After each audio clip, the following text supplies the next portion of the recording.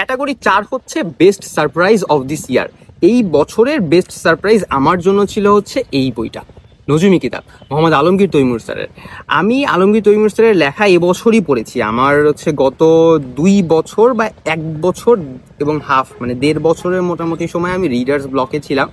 মানে 24 সালের পুরাটাই রিডার্স ব্লকে ছিলাম, ওই সময়টাতে বইটি পড়া হয় নাই। তো এই বছরই আমি মোহাম্মদ আলমগীর তৈমুর স্যারের প্রথম যে বইটা, একটা চিল উড়ে যাচ্ছে, প্রথম যে বইটা পড়েছি সেটা হচ্ছে হিউম্যান কাইমেরা বজ্রযুগের প্রত্যাবর্তন। এবং এইটা বইটা পড়ার পরে স্যারের অন্য লেখা বইগুলো যখন আমি দেখলাম, তখন আমি মোটামুটি স্যারের লেখার হচ্ছে একটা ফ্যান হয়ে গেলাম। এবং আমার কাছে স্যারের লেখার যে ধরন, অতিপ্রাকৃত জনরার যেই লেখার একটা বৈশিষ্ট্য বা যেই ধরনটা, এবং ইনফোফিকশনের লেখার যেই গতানুগতিক ধারাটা, এইটা মানে স্যারের লেখার গতানুগতিক ধারাটা আমার অনেক পছন্দ হয়েছে।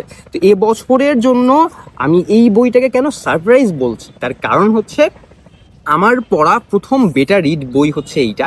এবং এই বইটা আমি হচ্ছে অন্য সবার রিভিউ দেওয়ার আগে আমি এই বইটা নিয়ে রিভিউ করেছি, এবং এটা নিয়ে হচ্ছে আমি প্রোমো ভিডিও বানিয়েছিলাম। এবং এই বইটার যে লঞ্চিং ইভেন্ট, সেই লঞ্চিং ইভেন্টটা লাইভও করেছিলাম। যারা দেখেছেন তারা হয়তো বা জানবেন।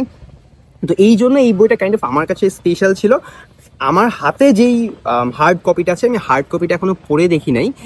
আমি সফট কপিটাই মেইনলি পড়েছিলাম, এবং আমার কাছে মনে হচ্ছে হার্ড কপিতে এক্সট্রা জাস্ট হচ্ছে ইলাস্ট্রেশনগুলো আছে। তা আমার কাছে মনে হয়েছে আমি যেই ফার্স্ট রিভিউ ভিডিওটা বানিয়েছিলাম, আমার মূল লক্ষ্য ছিল যে স্যারের লেখার ধরনটার সাথে এবং এই বইয়ের যে মূল থিম, এই থিমটা জাস্ট পরিচয় করিয়ে দেওয়া। গল্পের কোনো স্পয়লার আমি রাখার চেষ্টা করি নাই, বিন্দুমাত্র স্পয়লার আমি রাখিনি।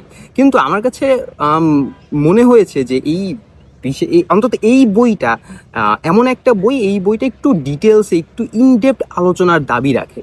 এবং এই বইটার সম্পর্কে ওই ইনডেপথ আলোচনা করতে গেলে কিছু কিছু অংশে স্পয়লার হয়ে যাবে। সো আমার প্ল্যান হচ্ছে রিসেন্টলি যে বইগুলো আমি পড়ছি, এই বইগুলোর ভিডিও বানানো শেষ করে নিয়ে নজুমি কিতাবের উপর একটা ইনডেপথ আলোচনা হবে। সামান্য কিছু স্পয়লার থাকবে, স্যারের লেখার ধরন থেকে শুরু করে স্যারের লেখার ক্রমানুগতিক যে এভলিউশনটা হয়েছে, বিবর্তনটা যে হয়েছে, এবং এই অতিপ্রাকৃত জনরা এবং ইনফোফিকশনের মধ্যে এইটার স্থানটা কীরকম হবে, এইটার গল্পের যেই ধরনটা, গল্পের যে ক্রমান্বয়ের যে পরিবর্তনটা, পটভূমির যে পরিবর্তনটা, এই পরিবর্তনটা নিয়ে একটু ইনডেপথ আলোচনা এই বইটা দাবি করে। সো এইটা নিয়ে ফিউচারে একটা ভিডিও আসবে ডেফিনেটলি ব্রাউন স্টোরি টেলারে।